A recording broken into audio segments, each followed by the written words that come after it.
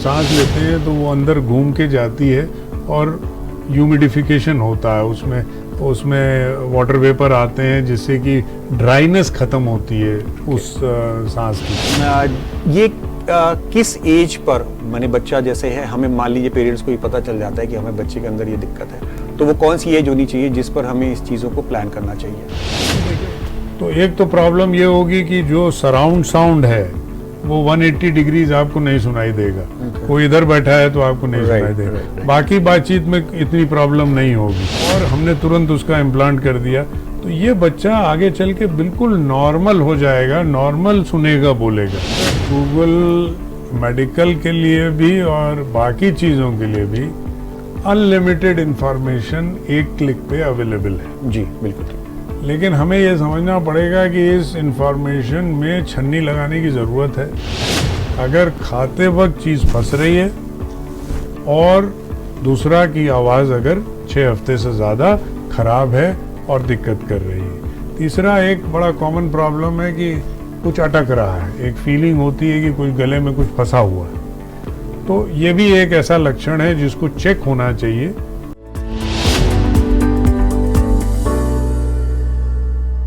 बड़े बुजुर्गों का कहना है कि अगर आपका शरीर स्वस्थ है तो जीवन में आप सबसे सुखी इंसान हैं। हेल्थ प्लस के प्रोग्राम में हमारा यही उद्देश्य होगा कि हम आपको आपके स्वास्थ्य से जुड़ी हुई छोटी से लेकर बड़ी समस्याओं तक का समाधान बताएं। हेल्थ प्लस में हमारे साथ कोई ना कोई एक एक्सपर्ट डॉक्टर होगा जो आपकी समस्याओं का निदान आपको बताएंगे। हेल्थ प्लस में आज का सब्जेक्ट हम जो सबसे पहले ले रहे हैं वो है बहरापन। बहरापन एक ऐसी समस्या है जो छोटे बच्चे यानी पैदाइशी बच्चों से लेकर बड़े बुजुर्गों तक हर एक में पाई जाती है। बहरापन एक ऐसी समस्या है जिसकी वजह से बच्चे साथ में उनके पेरेंट्स अपने आप को बड़ा ही मायूस और कमजोर समझते हैं, जो कि आम जनजीवन दूसरे बच्चों की तरह या पेरेंट्स की तरह एंजॉय नहीं कर पाते।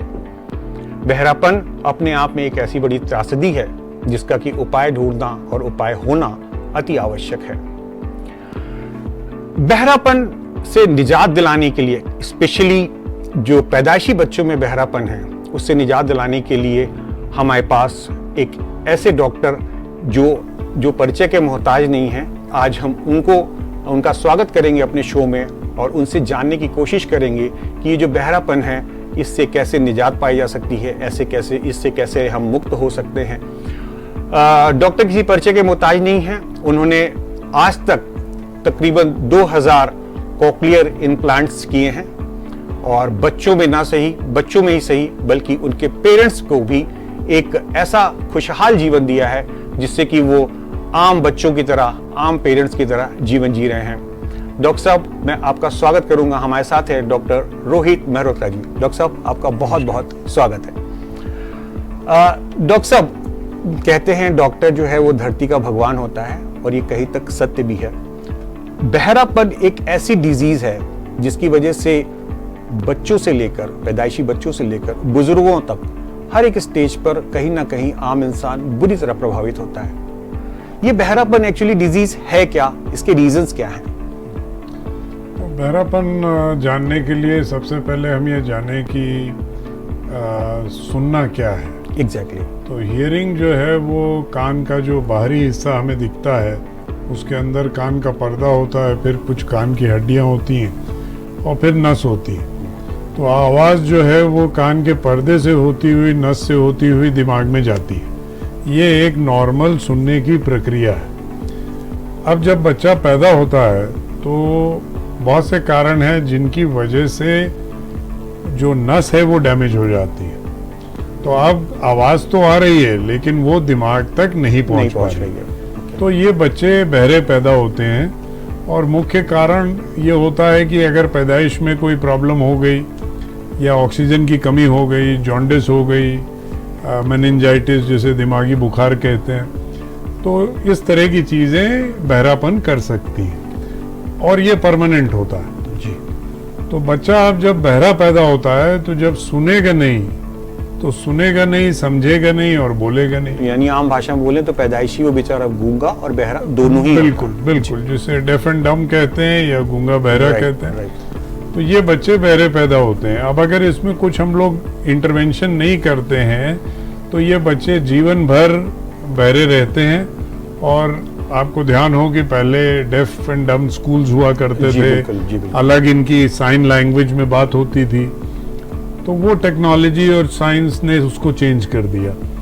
अब एक ऐसी डिवाइस आ गई जिसे कॉक्लियर इम्प्लांट कहते हैं। राइट। तो ये डिवाइस एक सिंपल सर्जरी के द्वारा इम्प्लांट डाला जा सकता है और उस नस को हम बाईपास कर देते हैं। तो अब वो आवाज़ जब बाहर से आ रही है तो वो अब इम्प्लांट में जाएगी और इम्प्लांट से आपके दिमाग में जाएगी। डॉक्टर साहब, कॉक्लियर इम्प्लांट को हम लोग डिस्कस करेंगे, डिटेल में डिस्कस करेंगे, बट इनिशियली हम ये जानना चाहेंगे एक आम पेरेंट्स की हैसियत से कि हमें बच्चा जब बहुत छोटा होता है तो हम ये नहीं समझ पाते कि बच्चा सुन पा रहा है या नहीं बोल पा रहा है। एक स्टेज पर आके हमको ये पता चलता है कि शायद उसके साथ कोई दिक्कत। वो कौन से ऐसे लक्षण होते हैं या कौन सी ऐसी स्टेज होती है जब पेरेंट्स को सजग हो जाना चाहिए कि हमारे बच्चे के साथ ये प्रॉब्लम चल रही है? देखिए, एक टर्म है जो हम लोग यूज़ करते हैं, universal newborn hearing screening. Okay. तो जो विकसित देश है वहाँ पे हर बच्चा जो पैदा होता है वो ऑटोमेटिक हर बच्चे की सुनने की जांच होती है पहले हफ्ते में। जी। पर ये अभी हमारे देश में नहीं हो पाया है।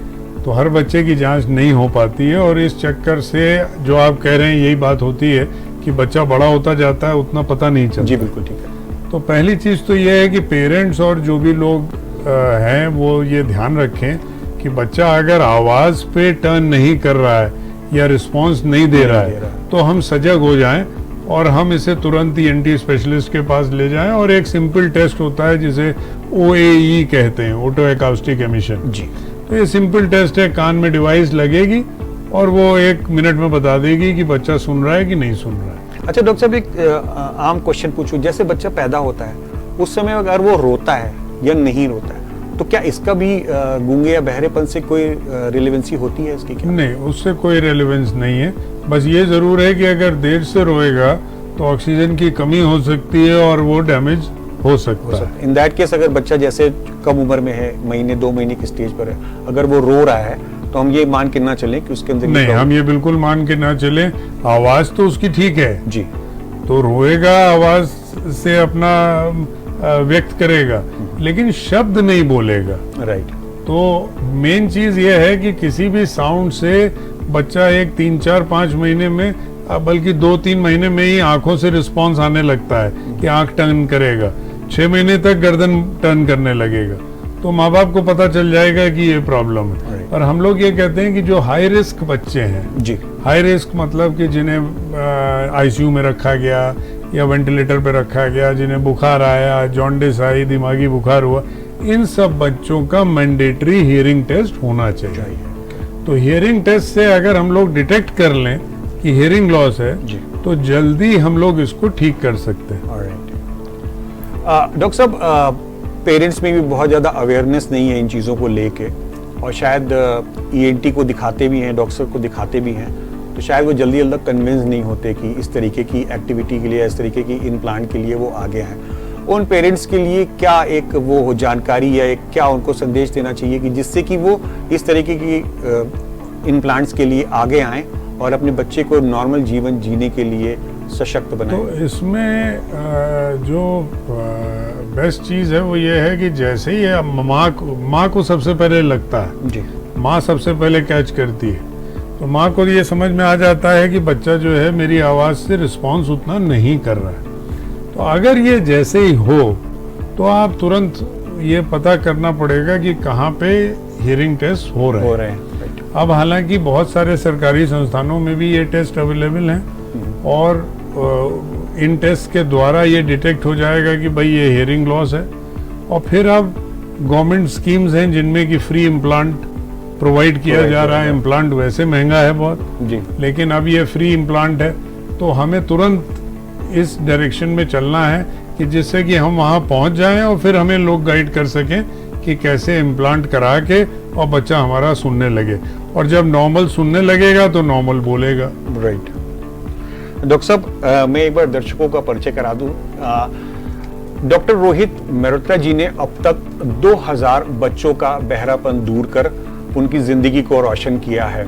अब ये सारे बच्चे आम बच्चों की तरह जीवन जी रहे हैं, जिंदगी की रेस में कदम से कदम मिलाकर, फिर चाहे बात हो सुनीता देवी की, आकांक्षा देवी की या नमिता पांडे की, उनके बच्चों के जीवन में डॉक्टर रोहित मेहरोत्रा ने खुशियां भर दी हैं। डॉक्टर साहब, आज तक आपने 2000 इम्प्लांट्स किए हैं। कैसा रहा ये एक्सपीरियंस और शुरुआत इसकी कैसे हुई? कुछ पर्सनल जानकारी आपसे भी ले लूं। तो 2016 में हम लोगों ने इम्प्लांट शुरू किया और दो मुश्किलें थी। एक तो इम्प्लांट महंगा बहुत था, ये 6 लाख रुपए का इम्प्लांट आता है। ओके। तो अब भारत में आप समझ सकते हैं कि 6 लाख रुपए का इम्प्लांट लगाना बहुत कम लोगों के लिए संभव है।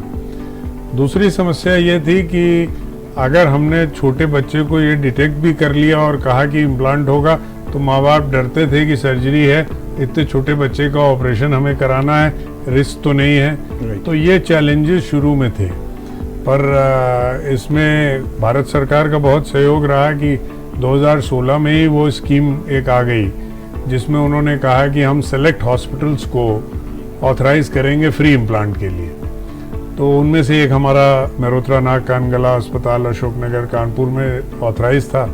तो हम लोगों ने ये फ्री इम्प्लांट शुरू कर दिया और फिर धीरे धीरे जैसे जैसे इम्प्लांट होते गए बच्चों का कॉन्फिडेंस डेवलप होता गया और फिर स्थिति ये आ गई कि उत्तर प्रदेश के ज़्यादातर शहरों के हम लोग बच्चे ऑपरेट कर चुके हैं। बिहार में हम लोग करीब 150 बच्चे ऑपरेट कर चुके हैं। उत्तराखंड, मध्य प्रदेश, झारखंड, इन सब स्टेट्स में हम लोग काम कर रहे हैं और यही सिलसिला आगे बढ़ता गया और अब 2000 हम लोग पार कर चुके हैं। मेहरोत्रा फाउंडेशन कॉकलियर इम्प्लांट को फ्री में लगाता है। ये एक आपका आंदोलन है, जैसा कि आपने बताया कि डिफरेंट स्टेट्स में इस तरीके की आपने एक्टिविटी कर रखी है। अब और किसी स्टेट्स में भी क्या आगे फ्यूचर प्लान चल रहे हैं? आप अपनी चीज़ों को क्या एक्सपेंड करना चाहते हैं? देखिए, हमने ये फादर के नाम से फाउंडेशन है, late doctor S N Mehrotra memorial ENT foundation. Father मेरे बाल रोग विशेषज्ञ थे, तो उनकी मेमोरी में बच्चों से उनको बहुत लगाव था, तो उनकी मेमोरी में ही हम ये रन कर रहे हैं। और ये आंदोलन क्या, ये एक पैशन है, एक नशा बन गया है। और हमने एक नारा दिया, डेफ फ्री इंडिया बाय 2047। तो 2047 माननीय प्रधानमंत्री से प्रेरित होकर हम लोगों ने भी ये सोचा कि 100 साल जब देश के आज़ाद होने के होंगे तब तक हम लोग क्या डेफ फ्री कर सकते हैं। तो उस प्रयास में हम लोग लगे हुए हैं और अब लगभग जैसा मैंने बताया 5 से 6 प्रदेशों में हम लोग काम कर रहे हैं और इसको और आगे बढ़ाना है और जितने बच्चे आइडेंटिफाई होंगे उनको इम्प्लांट करने की कोशिश है। Very good. ये तो आपका वो सफ़र हो गया जो आप पैशन है आपका, बहरापन दूर करने के लिए।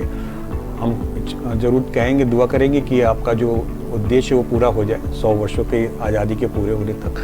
अब डॉक्टर साहब, अब कॉरिकल इम्प्लांट्स की बात कर लेते हैं थोड़ी सी।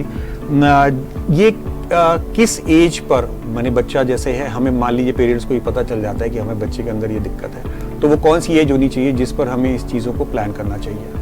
तो देखिए, एक तो ये बहरापन जो बच्चों में है, पैदाइशी है, हम लोग उसकी बात कर रहे थे जी। तो उसमें कॉकलियर इम्प्लांट जितनी जल्दी हो उतना अच्छा है। तो यानी 1 साल के अंदर इम्प्लांट अगर हो जाए तो बेस्ट रिजल्ट्स हैं, क्योंकि जैसे जैसे एज बढ़ती जाती है, जो प्रक्रिया है नॉर्मल सुनने और बोलने की, नॉर्मल बच्चा जो पैदा होता है वो 6-8 महीने में अच्छा सुनने लगता है और साल भर में धीरे धीरे शब्द बनने लगते हैं और वो बोलने लगता है। तो हमें उसी को फॉलो करना है कि हम जैसे ही हमने डिटेक्ट किया, मान लीजिए 2-3 महीने के अंदर हमने डिटेक्ट कर लिया, कान की मशीन लग गई, बच्चा सुनने लगा और हमने तुरंत उसका इम्प्लांट कर दिया, तो ये बच्चा आगे चल के बिल्कुल नॉर्मल हो जाएगा, नॉर्मल सुनेगा, बोलेगा। लेकिन अगर यही एज 2 साल 3 साल हो गई तो फिर वो सुनेगा तो बहुत अच्छा, लेकिन उतना अच्छा बोलेगा नहीं। तो इसलिए हम लोग ये कहते हैं कि detection as early as possible, जितनी जल्दी हम लोग डिटेक्ट करें और जितनी जल्दी हम लोग इम्प्लांट कर सकें। 1 साल के अंदर बेस्ट स्टेज है। तो ये तो बहरापन था जो बच्चों में था, लेकिन बड़ों में, एडल्ट्स में भी बहरापन व्याप्त है। डॉक्टर साहब, एक चीज पूछना चाहूंगा, बच्चों का तो जैसे पैदाइशी आपने बोला कि ये जेनेटिक है एक तरीके का, अगर हम वर्ड बोल लें आम भाषा में, तो जेनेटिक प्रॉब्लम तो समझ में आती है। एक व्यक्ति जो ग्रेजुअली बड़ा हो रहा है उसमें बहरापन डेवलप किन वजहों से हो जाता है, वो कौन से कारण हैं जिनकी वजह से बहरापन डेवलप होता है? तो एक जो बहरापन जो एडल्ट में आता है जी। कुछ तो बहरापन हम लोग देखते हैं जो यंग एज में आजकल post viral sudden sensory neural hearing loss होने लगा है। सडन मतलब आपको वायरल अटैक हुआ, नॉर्मल जुकाम वायरस से होता है जी। लेकिन उस वायरस ने नस डैमेज कर दी ओके। और आपका सुनना चला गया, ये बड़ा कॉमन हो गया है। दूसरा कुछ जेनेटिक भी होता है। आप परिवार में देखते हैं कि जब 30 या 40 साल की उम्र आई तो सुनने में कमी आने लगी। हमारे पिताजी को भी यही हुआ था, हमको भी यही हुआ। तो ये कुछ जीन्स का इफेक्ट है। कुछ जो पॉल्यूशन, नॉइज, साउंड पॉल्यूशन जो हो रहा है अब, इतनी नॉइज है, उसका इफेक्ट नसों पे खूब हो रहा है और बहरापन आ रहा है। तो इस बहरेपन के लिए एक तो जो नॉर्मल हियरिंग एड डिवाइसेस हैं जो लग सकती हैं, पर कॉक्लियर इम्प्लांट इनमें जिनमें की हियरिंग लॉस बहुत बढ़ जाता है उनमें कॉक्लियर इम्प्लांट एडल्ट में किसी भी उम्र तक हो सकता है। अभी रिसेंटली हम लोगों ने एक 86 साल के बुजुर्ग हैं, उनको सुनने में बहुत दिक्कत थी और कान की मशीन वो नहीं लगा पा रहे थे, तो उनका इम्प्लांट किया और वो बहुत अच्छा अब सुन रहे हैं। तो किसी भी एज में कॉक्लियर इम्प्लांट इफेक्टिव है, 1 साल के बच्चे से लेके 90 साल के बुजुर्ग तक। डॉक्टर साहब एक चीज है, बड़े लोगों में नॉर्मली देखा गया कभी कभी उनको पता नहीं चल पाता, उनका एक तरफ का कान काम करना बंद कर देता है, दूसरी तरफ का कान काम करता रहता है। तो पहले तो डिटेक्ट नहीं हो पाता, कभी सोचते हैं कि जुकाम की वजह से बंद हो गया या किन्हीं कारणों से वजह से बंद हो गया। तो जो एक कान का बहरापन है वो भी क्या इन्हीं कारणों की वजह से होता है और उसकी क्या हल है, उसका क्या उपाय है? तो एक कान का बहरापन जैसे मैंने बताया कि वायरल इफेक्ट हुआ और एक नस को हुआ, दूसरी नस बच गई, तो यूनिलैटरल हम लोग कहते हैं कि एक साइड का बहरापन हो गया।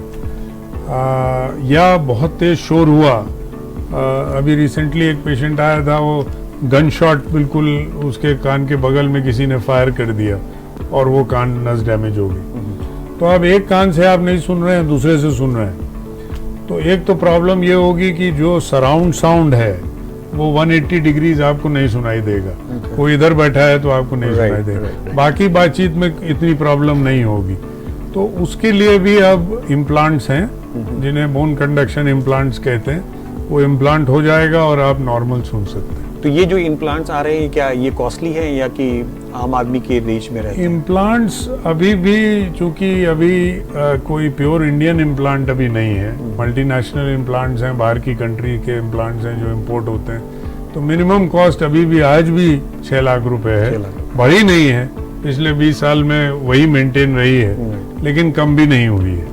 तो जहाँ पे गवर्नमेंट स्कीम है वहाँ पे तो कोई प्रॉब्लम नहीं है, नहीं तो फिर आपको अफोर्ड करना पड़ेगा। डॉक्टर साहब, हम वैसे तो आज की डेट में हर पेरेंट्स अवेयर रहता है चीज़ों को लेके, बट लेकिन अगर उनको गवर्नमेंट की जो फैसिलिटीज़ चल रही हैं उसके बारे में अगर उनको जानकारी देना हो तो क्या आप उनको कुछ डिटेल कर सकते हैं कि गवर्नमेंट की दी हुई फैसिलिटीज़ को वो कैसे अवेल कर सकते हैं, आपके पास आके कैसे उस सुविधा का लाभ ले सकते हैं? हाँ, तो गवर्नमेंट से जो ये स्कीम है जिसका नाम है ADIP scheme, assisted disabled person scheme करके है, तो वेबसाइट पे है, आप वेबसाइट पे जा सकते हैं, ADIP करके है। स्टेट गवर्नमेंट यूपी की भी स्कीम है। अच्छा।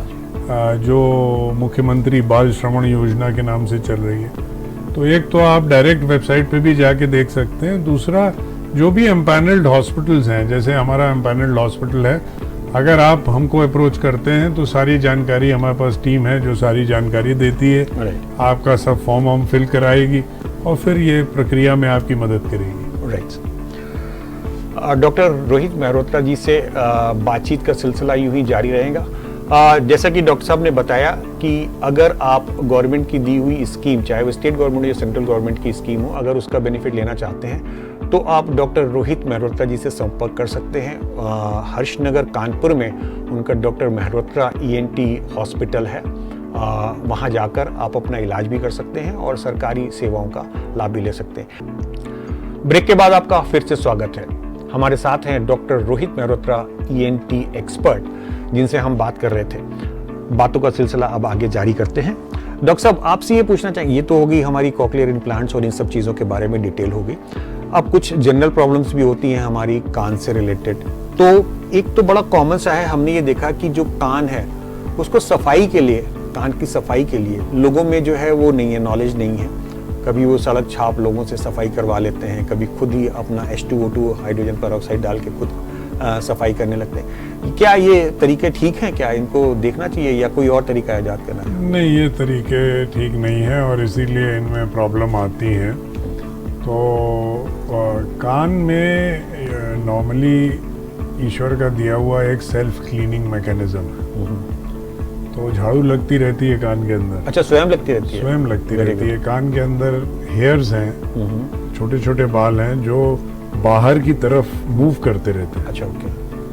तो ईश्वर ने हर चीज का ध्यान रखा है। बिल्कुल। तो नॉर्मल क्लीनिंग मैकेनिज्म जो है वो कान को क्लीन करता रहता है। अब हम जब उंगली से खुजाते हैं या हम चाबी से खुजा लेते हैं या हम तीली से खुजा लेते हैं तो हम इस मैकेनिज्म को डिस्टर्ब कर देते हैं। ओके। अब जब डिस्टर्ब कर देते हैं तो मैल इकट्ठा होना शुरू हो जाता है और फिर जब हम उसको क्लीन करने की कोशिश करते हैं, हाइड्रोजन डाली या पानी डाला या तेल, बहुत लोग तेल भी डाल देते हैं, बहुत बिल्कुल कॉमन है, गरम तेल डाल दिया। अब तो कम हो गया है। पहले गांव से पेशेंट वो कबूतर का खून एक बड़ा पॉपुलर था कि वो डालेंगे तो ठीक हो जाएगा। तो ये सब चीज़ों से कान में प्रॉब्लम आ जाती है। तो बेस्ट ये है कि कान में कुछ भी करने की ज़रूरत नहीं है। नॉर्मल कान क्लीन हो रहे हैं, आप नहा के आए, टॉवल से आपने पोंछ लिया, दैट इज़ इनफ। ओके। और इन केस अगर कोई प्रॉब्लम हो रही है जी, तो आप किसी नाक कान गला स्पेशलिस्ट को कंसल्ट करें, क्योंकि पर्दा बहुत सेंसिटिव है और जरा सी मिस्टेक जो है वो आगे के लिए नुकसान पहुंचा सकती है। राइट। डॉक्टर साहब, बड्स का इस्तेमाल बड़ा कॉमन हो गया आजकल, तो वो सेफ है क्या? उसका यूज कर सकते हैं? ईयरबड्स हम लोग रिकमेंड नहीं करते बिल्कुल भी, क्योंकि ईयरबड्स भी वही करता है कि कान के जो क्लीनिंग मैकेनिज्म है उसको डिस्टर्ब करता है। तो ईयरबड्स साइंस के हिसाब से दे आर नॉट रिकमेंडेड। आप सिर्फ उंगली से आप कान को टच कर सकते हैं, क्योंकि उंगली का साइज ईश्वर ने बड़ा बनाया है कान से, कान के वो अंदर नहीं जा पाएगी, जा ही नहीं पाएगी। तो इसलिए ये बेस्ट तरीका है और कोई तरीका उचित नहीं है। और अगर आप ये ख्याल रखेंगे तो 90% तो आपको किसी की ज़रूरत नहीं पड़ेगी, और अगर ज़रूरत पड़ती है तो फिर आप किसी टेक्निकल आदमी से संपर्क कर रहे हैं। डॉक्टर साहब, अब कुछ कॉमन क्वेश्चंस है कान से रिलेटेड, जैसे कि कान का बहना काफ़ी कॉमन है, बच्चों से लेकर बड़े तक में सब में मिलता है। ये कान बहना क्या प्रॉब्लम होती है और ये क्यों होती है? कान का बहना जो है वो नॉर्मल नहीं है। सो नॉर्मली कान बहना नहीं चाहिए। ओके। कान अगर बह रहा है इसका मतलब कि पर्दे में सुराख है।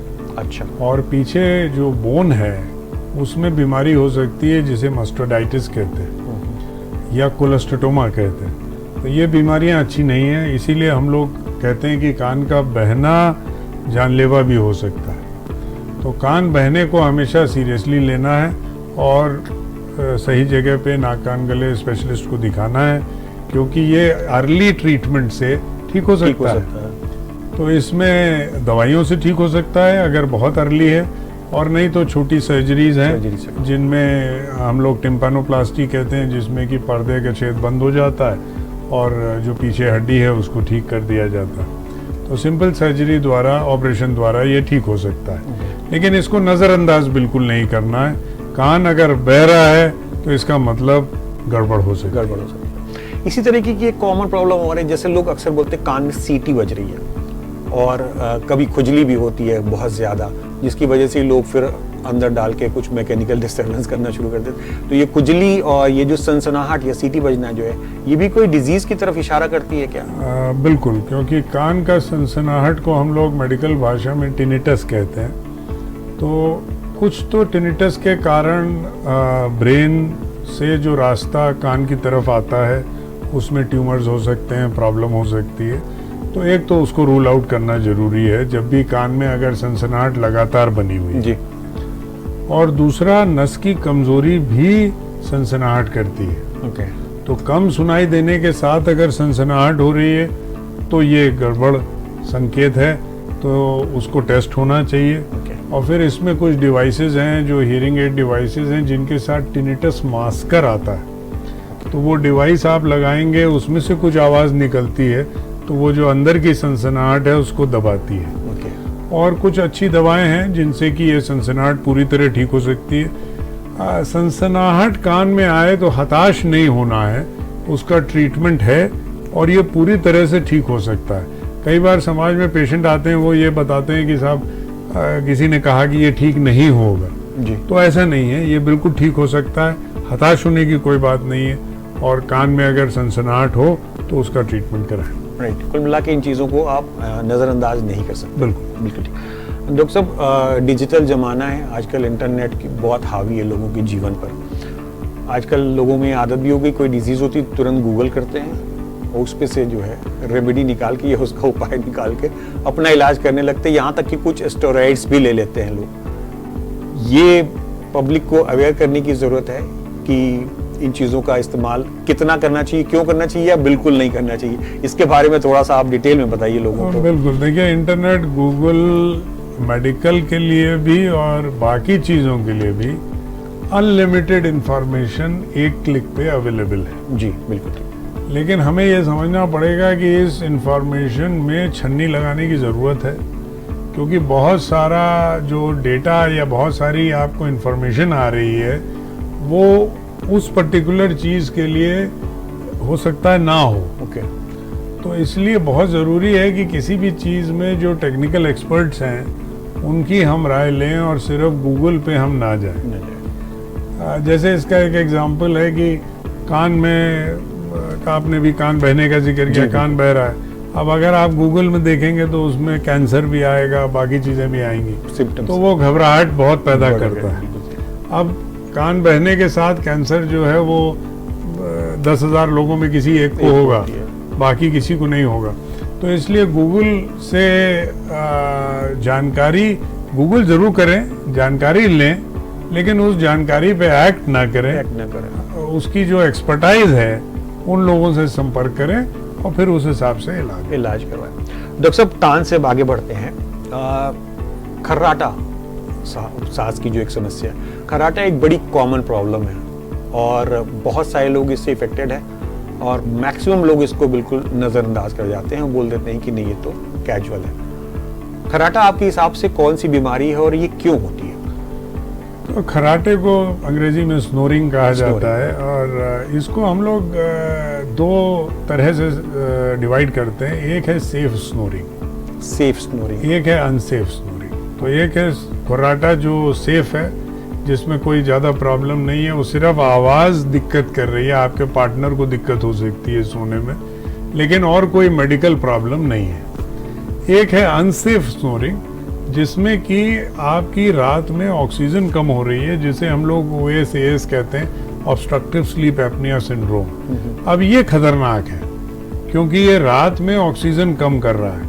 और एक बहुत सिंपल टेस्ट है जिसे हम लोग पॉलीसोमनोग्राफी कहते हैं, स्लीप टेस्टिंग होती है। वो रात भर में आपकी रिकॉर्डिंग होगी और सारा टेस्ट किया जाएगा और वो हमें सुबह बता देगा कि ऑक्सीजन कितनी कम हो रही है। राइट। एक इंसान के तौर पर अगर हम पूछे डॉक्टर साहब, जैसे आपने बोला एक सेफ स्नोरिंग है, एक अनसेफ स्नोरिंग है, इसको बाइफरकेट लक्षणों के आधार पर इंसान कैसे कर सकता है? जैसे आपने बोला कि अगर आवाज़ हो रही है सिर्फ तो वो सेफ है, बट लेकिन अगर हमें महसूस करना, जानना, लक्षणों के आधार पे एक इसकी वो है कि एक तो खर्राटा आ रहा है आप, लेकिन आप सो रहे हैं मजे से जी।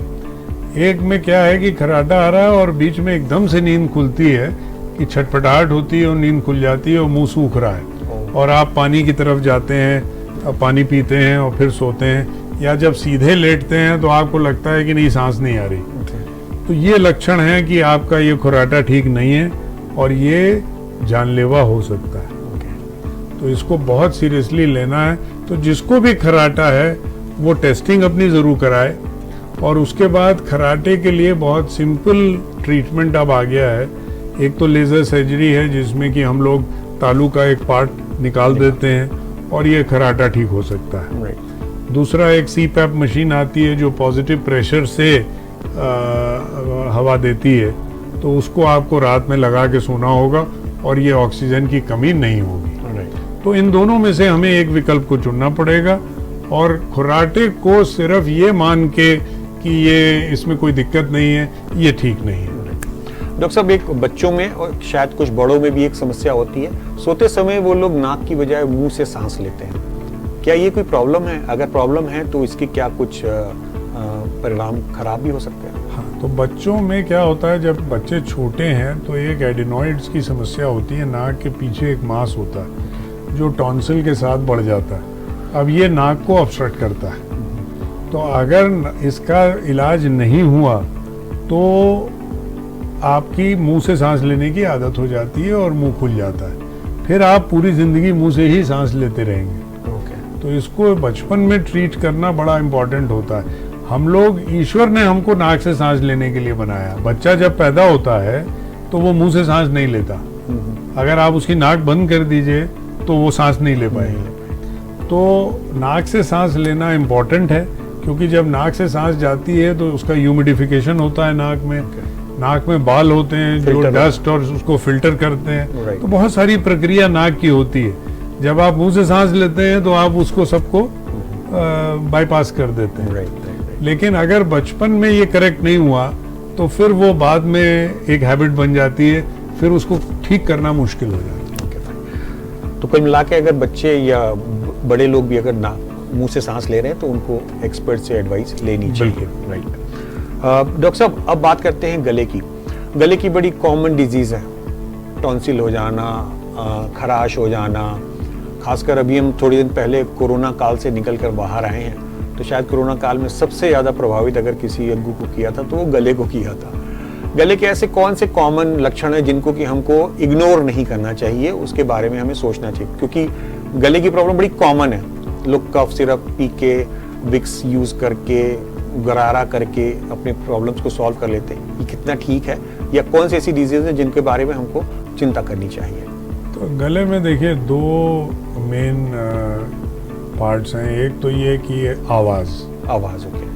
तो अगर आपकी आवाज़ में खराश है और आवाज़ लगातार खराश बनी हुई है 6 हफ्ते से ज़्यादा, और अगर आप स्मोकर हैं, सिगरेट पीते हैं और आपकी उम्र 45 साल से ज़्यादा है, तो आपको तुरंत चेक कराने की ज़रूरत है। सिंपल एंडोस्कोपी होगी जिसमें आपका वॉइस बॉक्स टेस्ट होगा। ये कैंसर का लक्षण हो सकता है। तो आवाज़ खराश अगर 6 हफ्ते से ज़्यादा हो रही है तो उसको दिखाने की ज़रूरत है। दूसरा पार्ट है कि हमें गले में निगलने में दिक्कत हो रही है, दर्द हो रहा है, बुखार है। ये एक बड़ी कॉमन प्रॉब्लम है। टॉन्सिलाइटिस हो सकती है, फेरेंजाइटिस हो सकती है। तो वो आप ट्रीटमेंट आपने ठंडा, खट्टा और स्पाइसी फूड अवॉइड करिए और आपने दवाई ली और वो ठीक हो जाएगा। लेकिन एक समस्या जो है जिसका मेंशन करना बड़ा ज़रूरी है कि अगर हम निगल रहे हैं और रोटी फंस रही है, यानी हमने रोटी खाई, एक निवाला लिया और फिर हमें पानी पीना पड़ता है उसको अंदर करने के लिए, ये संकेत खराब है। इसको हमें तुरंत पकड़ना है, एंडोस्कोपी होनी है। ये कैंसर का लक्षण हो सकता है, खाने की नली का कैंसर हो सकता है। तो दो चीज़ों पे विशेष ध्यान है, अगर खाते वक्त चीज़ फंस रही है और दूसरा की आवाज़ अगर 6 हफ्ते से ज़्यादा खराब है और दिक्कत कर रही है। तीसरा एक बड़ा कॉमन प्रॉब्लम है कि कुछ अटक रहा है, एक फीलिंग होती है कि कुछ गले में कुछ फंसा हुआ है। तो ये भी एक ऐसा लक्षण है जिसको चेक होना चाहिए। इसमें एसिडिटी की वजह से भी हो सकता है, थायराइड की वजह से हो सकता है, या रिफ्लक्स चेंजेस होते हैं उनकी वजह से हो सकता है। तो एक सिंपल लैरिंगोस्कोपी, एक दूरबीन की जांच होती है जिसमें एक बार देख लिया कि भाई और कोई प्रॉब्लम तो नहीं। तो चेकअप्स इम्पोर्टेंट है, बीमारी को जल्दी पकड़ना इम्पोर्टेंट है, उनको नज़रअंदाज ना करें आप। जी। हेल्थ प्लस में हमारी बात हो रही है डॉक्टर रोहित मेहरोत्रा जी से। डॉक्टर साहब, एक बड़ी कॉमन प्रॉब्लम है जिसको कि अलग अलग एंगल से लोग देखते हैं, वर्टिगो यानी चक्कर आना। कभी उसको आदमी सोचता है कि ये मेरे को सर्वाइकल की प्रॉब्लम है या किसी और चीज़ की प्रॉब्लम है। एग्जैक्टली ये क्या प्रॉब्लम है, चक्कर क्यों आते हैं लोगों को? चक्कर एक बड़ी कॉमन प्रॉब्लम हो गई और बहुत डराती है, क्योंकि जब चक्कर आता है तो ऐसा लगता है कि बिल्कुल जाने का समय आ गया। तो और ये एक बहुत गड़बड़ धारणा है समाज में कि ये सर्वाइकल की वजह से। राइट। 99% चक्कर कान के अंदरूनी हिस्से की वजह से आता है। सर्वाइकल सिर्फ 1% है। ओह, और सर्वाइकल तभी होगा जब गर्दन में आपके दर्द है। अगर दर्द नहीं है तो ये सर्वाइकल नहीं हो सकता। और कान का अंदरूनी हिस्सा जो है वो हमें बैलेंस करता है। असल में कान का जो मेन काम है वो बैलेंसिंग है। बिल्कुल ठीक है सुनना तो बाद में आया। जी। तो इवोल्यूशन में कान बैलेंसिंग ऑर्गन कहा जाता है। तो चक्कर या वर्टिगो जो है वो कान की वजह से आ रहा है और इसका एक सिंपल ट्रीटमेंट है।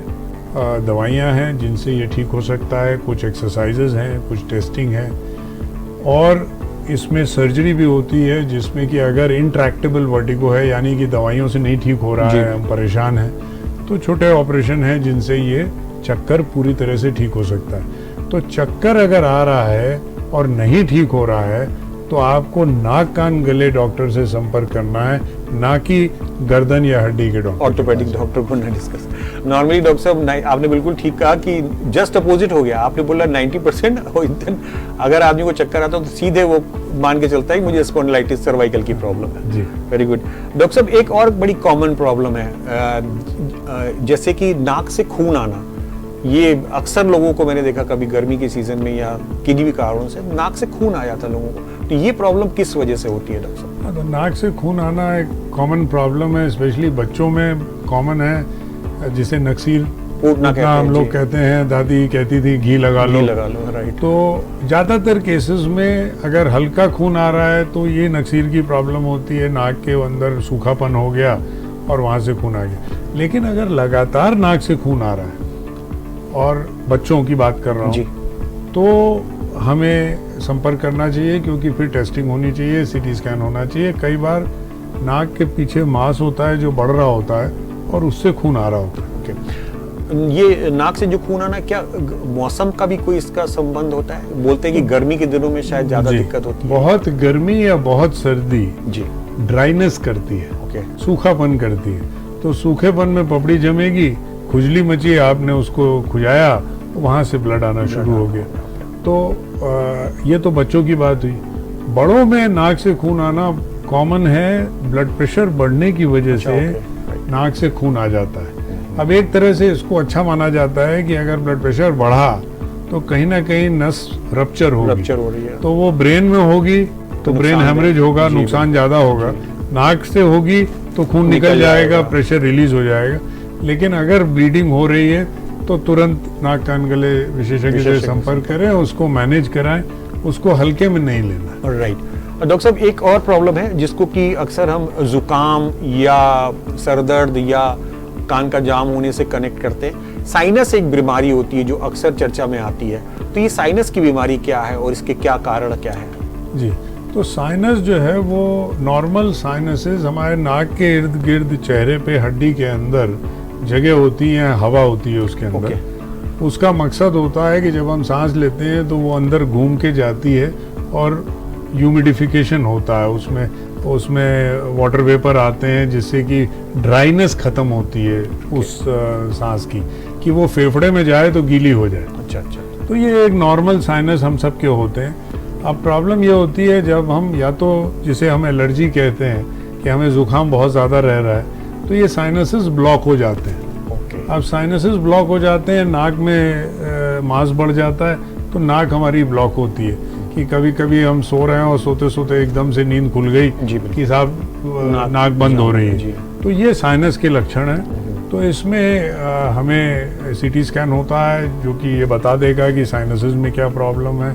कई बार नेजल पॉलिप्स हो जाते हैं, मांस बढ़ जाता है, कई बार उनमें पस भर सकता है जिसे साइनोसाइटिस कहते हैं। तो इन सब के लिए अब एक फंक्शनल एंडोस्कोपिक साइनस सर्जरी है कि दूरबीन से नाक के अंदर से ही उसको ऑपरेट करके सारे साइनसेस को खोल दिया जाता है, जो मांस है उसको निकाल दिया जाता है। तो एक सिंपल सर्जरी से हमें समाधान मिल सकता है। तो अच्छा, इसमें कॉम्प्लिकेशन हो सकते हैं क्योंकि साइनस आँख के बहुत नज़दीक होता है, तो आँख में कॉम्प्लिकेशन कर सकता है, ब्रेन में जा सकता है। तो नज़रअंदाज नहीं करना है किसी भी प्रॉब्लम को। जो जुकाम अगर परसिस्ट कर रहा है, सर दर्द है, तो हमें नाक कान गले डॉक्टर से संपर्क करना चाहिए। बिल्कुल ठीक है। डॉक्टर साहब, आपसे नाक कान गले के बारे में बहुत सारी बातें हुई, आपने बहुत अच्छी अच्छी जानकारियां भी दी। अब कुछ आपसे व्यक्तिगत बात भी करना चाह रहा था। जैसे कि आप डॉक्टर के प्रोफेशन में आए हैं, तो जाहिर सी बात है कहीं से आप इंस्पायर्ड हुए होंगे इस चीज़ के लिए। बचपन में आपने कुछ देखा होगा ऐसा कि नहीं, मुझे आगे चल के डॉक्टर बनना है। वो कौन सा क्षण था, वो कौन सा समय ऐसा था, या कौन सी ऐसी कोई घटना थी जिसने आपको इंस्पायर किया डॉक्टर बनने के लिए? तो मेरे फादर, मैंने अभी बताया कि डॉक्टर थे, बच्चों के डॉक्टर थे। तो मेरे ख्याल से वो सबसे बड़ा इंस्पायरिंग वो था कि मैं उनको, I looked up to him, और मैं उनको देखता था। और मेडिकल कॉलेज में रहते थे तो जितने आसपास थे वो सब उनके दोस्त सब डॉक्टर्स थे। तो मेडिकल कम्युनिटी में थे। तो सच बताऊं तो मैंने और कुछ सोचा ही नहीं, तो ये तय था कि डॉक्टर ही बनना है। मतलब डे फर्स्ट से डिसाइड था? फर्स्ट से ही डिसाइड, छोटे से ही डिसाइड हो गया था। मैं आला लेके घूमता था। Very good. तो डिसाइड हो गया था, और ईश्वर की मर्जी थी, ईश्वर का साथ था, तो वो सब होता भी चला गया। तो डॉक्टर साहब, अपने डॉक्टर पढ़ाई कहाँ से की है आपने? तो मैं कानपुर का ही, शुरू से कानपुर में ही रहा हूँ। अच्छा। और BNSD कॉलेज से मैंने 12th किया, और उसके पहले जयपुरिया में था। और फिर मेरा सिलेक्शन हो गया, और GSVM मेडिकल कॉलेज कानपुर में ही सिलेक्शन हो गया। तो MBBS मैंने यहीं से किया। फिर मौका मिला कि ऑल इंडिया एग्ज़ाम होता है जिसमें कि आप और बेहतर कॉलेजेस में जा सकते हैं। तो मुझे मौका मिला KGMC लखनऊ में मेरा सिलेक्शन हो गया। तो KGMC से मैंने MS ENT में किया सन 94 से 97 के बीच में। फिर उसके बाद 98 में मैं वापस आया, और फिर मैं बॉम्बे चला गया। KEM हॉस्पिटल और हिंदुजा हॉस्पिटल में मैंने ट्रेनिंग ली। जी। वो ट्रेनिंग के बाद फिर मौका मिला एक और कि जर्मनी में कॉकलियर इम्प्लांट की एक फेलोशिप थी, तो वहाँ चला गया। तो वहाँ से फिर कॉकलियर इम्प्लांट ट्रेनिंग लेके मैं 2000 में आया। फिर 2000 में यहाँ प्रैक्टिस मैंने शुरू कर दी। 2000 से आज मतलब 25 साल हो गए आपको। Very good, very good. एक लंबा समय आपने निकाल दिया। डॉक्टर साहब, ये कॉकलियर इम्प्लांट कितने सालों से लगा रहे हैं आप? 2016 से। इम्प्लांट को 10 साल हम लोगों को। 10 साल हो गए आपको लगाने। Very good. डॉक्टर साहब, जहाँ तक मेरे पास इंफॉर्मेशन है, मैम भी डॉक्टर हैं जी। तो वो उनका थोड़ा परिचय दीजिए हमें। कि वो जी, सन 98 में मेरी शादी हुई। डॉक्टर मोनिका मेहरोत्रा हैं। डॉक्टर मोनिका मेहरोत्रा, वो रेडियोलॉजिस्ट हैं। रेडियोलॉजिस्ट। उन्होंने MBBS और MD जामनगर गुजरात से किया। Very good. वैसे तो सीतापुर की रहने वाली हैं। अच्छा। लेकिन ऑल इंडिया से सिलेक्शन हुआ तो उन्होंने रेडियोलॉजी में किया। तो हमारा एक मेहरोत्रा डायग्नोस्टिक सेंटर है जिसमें अल्ट्रासाउंड और बाकी फैसिलिटीज़ होती हैं। Very good. आप भी डॉक्टर, मैम भी डॉक्टर। 25 साल लंबा सफ़र निकाल दिया आप लोगों ने इस प्रोफेशन में जनता की सेवा करते हुए। परिवार को समय कैसे दे पाते रहे होंगे? परिवार को समय बिल्कुल, ये कोशिश करी कि एक वर्क लाइफ बैलेंस बनाएं जी। और ये फादर से भी मैंने सीखा था कि फादर मेडिकल कॉलेज में थे तो शाम फ्री रहती थी उनकी। तो जनरली हम लोग कोशिश हमने भी करी और वाइफ ने भी करी कि काम लिमिटेड करें। और एक अच्छा काम ये हुआ कि हॉस्पिटल 2008 में हमने मेहरोत्रा नाक कान गला हॉस्पिटल कर लिया, तो एक पूरी टीम बन गई। तो करीब 5 या 6 ENT सर्जन्स हमारे साथ जुड़ गए। तो आसान हो गया कि कोई ना कोई अवेलेबल है, इमरजेंसीज में हमें दिक्कत नहीं है। तो शाम का वक्त फ्री रहता है फैमिली के लिए बच्चों के लिए। अच्छा होता है, काफ़ी तगड़ा मैनेजमेंट करता है, टाइम मैनेजमेंट अच्छा करना पड़ता है आपको फैमिली और जनता के लिए। बच्चों के बारे में बताइए, क्या वो भी डॉक्टर्स के प्रोफेशन में जाएंगे क्या? तो बेटा ऑलरेडी MBBS कर चुका है। Very good. और अब वो MS ENT कर रहा है, फर्स्ट ईयर में आ गया, उसका सिलेक्शन। मतलब आप ही की विधा को आगे बढ़ाएंगे। तो वो इसी फील्ड में उसने चूज किया कि हम लोग इतने साल से इस फील्ड में काम कर रहे हैं, तो मुझे लगता है कि वो भी इंस्पायर हुआ कि कॉकलियर इम्प्लांट और इन सब फील्ड्स में अभी बहुत ज़रूरत है राइट आगे, स्पेशली हमारे देश को। जी बिल्कुल। तो वो फर्स्ट ईयर रेजिडेंट हैं, तो 3 साल में MS उनका कंप्लीट हो जाएगा। बिटिया अभी हमारी 12th में है। अच्छा, ओके। लेकिन वो भी मेडिकल स्कूल में ही जाने की तैयारी है। तो कुल मिला के आपके पिताजी से जो एक वो चल रहा है वो कंटिन्यू रहेगी आपके बच्चों तक। Very good, very good. Doctor साहब, आपसे बहुत सारी बातें हुई, आपके पर्सनल बातें भी हुई, आपके जीवन के बारे में बातें हुई, प्लस नाक कान गले से संबंधित जो समस्याएं हैं, स्पेशली कॉकलियर इम्प्लांट्स के बारे में भी आपसे बहुत सारी बातें हुई। इन सब चीज़ों के साथ आप जनता को कोई एक ऐसा मैसेज देना चाहते हो जो उनके लिए ज़रूरी हो, तो प्लीज़ आप अपनी तरफ से उनको कहें। तो नाक कान गले की बीमारियों में और वैसे भी मैसेज ये है कि हम किसी भी चीज़ को नज़रअंदाज ना करें। कोई भी प्रॉब्लम है, चाहे वो जितनी छोटी हो, अगर वो परसिस्ट कर रही है तो हमें स्पेशलिस्ट की सलाह लेनी चाहिए। और अब हर फील्ड के स्पेशलिस्ट जो हैं वो भारत के साथ एक बहुत बड़ा रिवोल्यूशन हुआ है कि आपको स्पेशलिस्ट अब इजीली अवेलेबल है। राइट।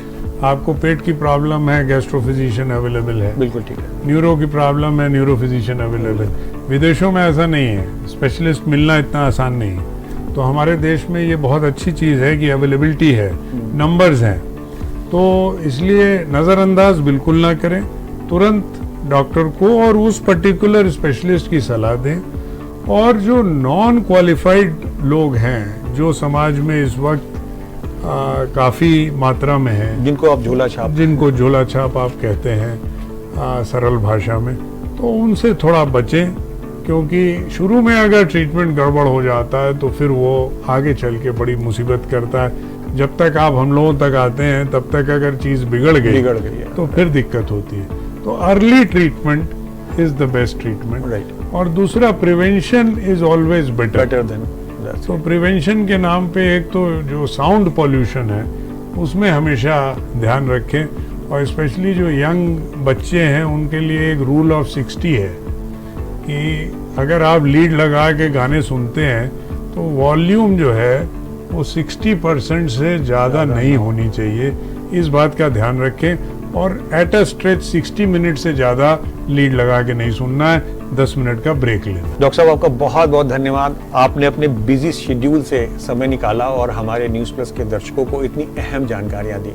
आपका दिल से बहुत बहुत धन्यवाद। Thank you very much. धन्यवाद, थैंक यू। तो आप थे डॉक्टर रोहित मेहरोत्रा, जो ENT एक्सपर्ट हैं और जिन्होंने नाक कान गले से संबंधित समस्याओं का तो निदान दिया ही लोगों को, स्पेशली 2000 बच्चों का कॉकलियर इम्प्लांट किया, जिससे उन 2000 बच्चों को एक आम जीवन जीने की, एक आम बच्चों की तरह जीवन जीने के लिए उन्होंने इस काबिल बनाया उनको। उनका बहुत बहुत शुक्रिया। और हेल्थ प्लस के नए एपिसोड में किसी नई समस्या और किसी नए एक्सपर्ट डॉक्टर के साथ हम आपके सामने फिर हाजिर होंगे। तब तक के लिए आप देखते रहिए news plus. Thank you very much.